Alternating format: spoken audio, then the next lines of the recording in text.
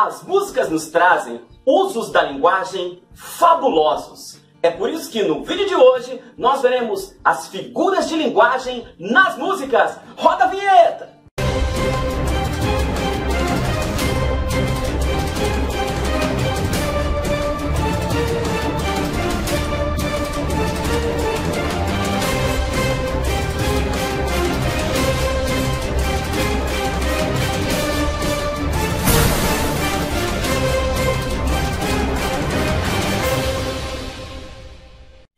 Saudações, caminhantes! Eu sou o Prosa Júnior e você está no Caminhos da Linguagem.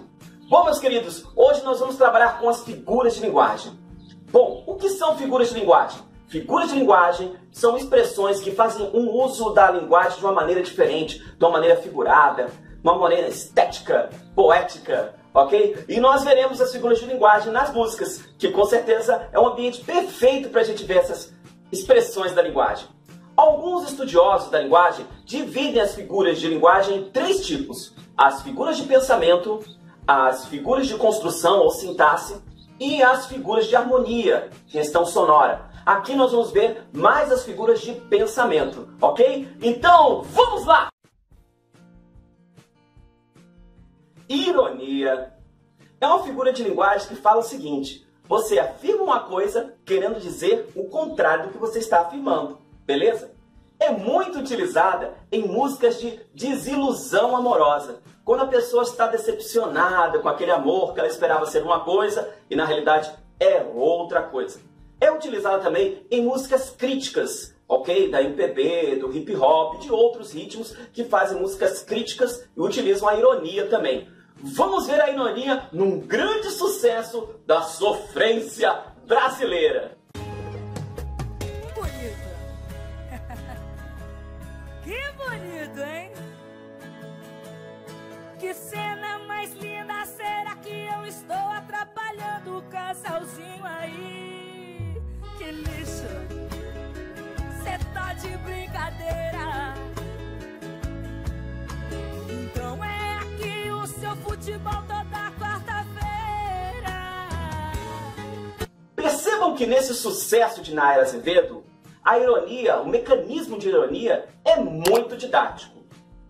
Para mostrar a sua afirmação, para tornar transparente o tom irônico da sua fala, Nayara Azevedo introduz a palavra lixo, para que fique bem claro que ela está afirmando uma coisa querendo dizer outra. Em outro momento, ela coloca assim: então é aqui o seu futebol toda quarta-feira? Ou seja, ele não está no futebol. Então, pelo contexto, percebe-se que ela está afirmando uma coisa querendo dizer outra. A ironia é muito utilizada quando se quer chamar a atenção de alguém, dar uma bronca mesmo. Ou seja, um mecanismo que é utilizado também com um tom de conscientização, para que a pessoa introduza um pensamento e perceba as consequências de seu ato. No caso, ela pegar o amado numa situação de traição. Ok? Então a ironia é um mecanismo utilizado em muitas e muitas músicas de desilusão amorosa. Metáfora. A metáfora é quando eu faço uso de uma palavra com um sentido completamente diferente. Esse sentido novo carrega uma relação de semelhança com outros elementos. Por exemplo, quando eu falo, seus olhos são estrelas. Não quer dizer que os olhos da pessoa são estrelas, mas que eles brilham como as estrelas brilham. A metáfora é como se fosse uma comparação, mas subentendida, e carrega uma interpretação de quem a criou. Para ver a metáfora, nós vamos com o sucesso Trem-Bala. Porque quando menos se espera, a vida já ficou pra trás. Segura teu filho no colo, sorri, abraça seus pais enquanto estão aqui. Que a vida é trem-bala, parceiro, e a gente é só passageiro, prestes a partir. Nesta linda canção de Ana Vilela, nós temos a expressão trem-bala, ou seja, a vida passa rápido como um trem-bala.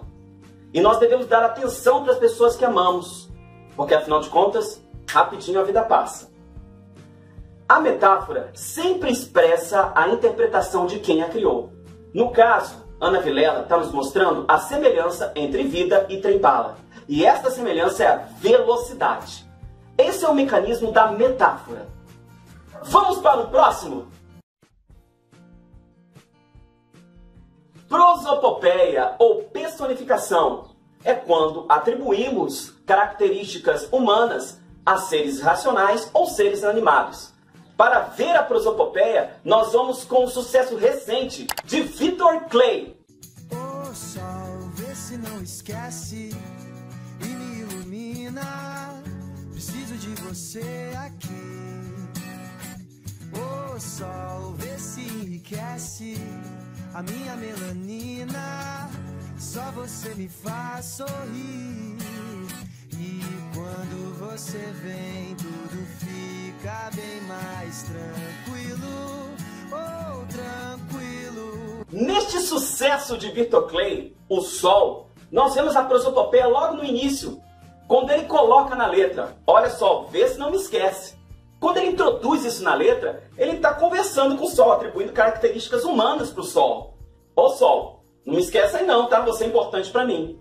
Algumas pessoas poderiam pensar que isso trata-se de uma metáfora romântica, que na realidade o Sol é a pessoa amada. Mas, senhores, isso não é uma metáfora. Tem gente que fala, tu escreveu pra uma mina que se chamava Sol, né? Se tu pegar a música e começar a cantar, ela é como se fosse uma carta pro Sol mesmo. Falando, pô, ô Sol, vê se não esquece e me ilumina, preciso de você aqui.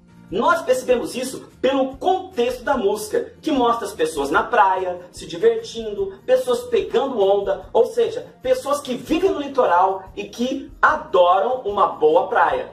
E nada melhor, nenhum lugar melhor para fazer uma boa canção de contemplação do sol do que numa praia, não é verdade?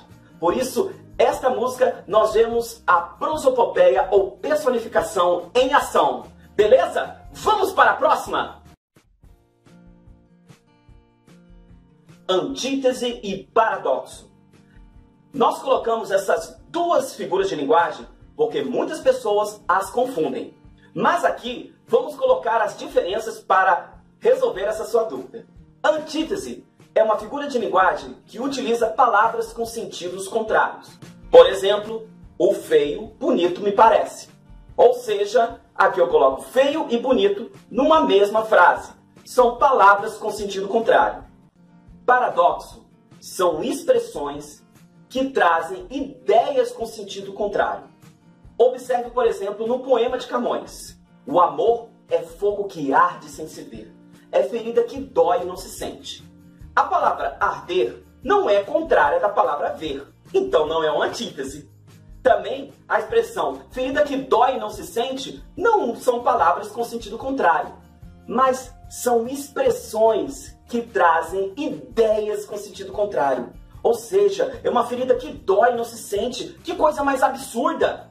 Isso é um paradoxo. O paradoxo traz ideias com sentidos contrários. E não simplesmente palavras com sentidos contrários. Beleza? Nós vamos ver aqui um exemplo de antítese e um exemplo de paradoxo numa mesma música, com o sucesso de Kel Smith.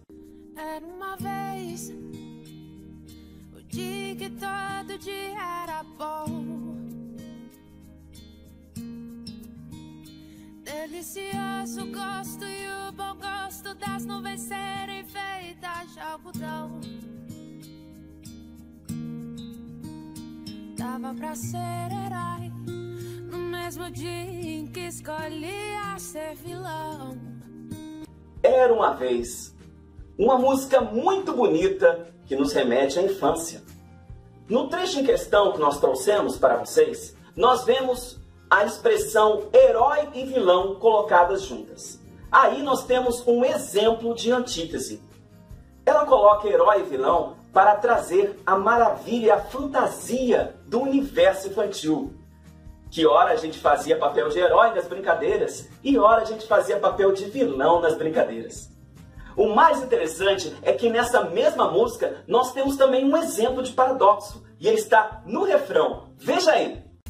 É que a gente quer crescer e quando cresce quer voltar do início, porque o joelho ralado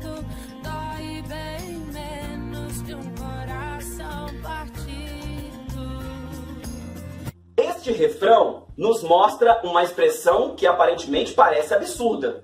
Querer crescer e depois querer voltar ao início? Ou seja, ideias com sentido contrário. Um paradoxo. Porém, na sequência, Kel Smith nos explica o porquê dessa colocação. Afinal de contas, um joelho ralado dói bem menos do que um coração partido.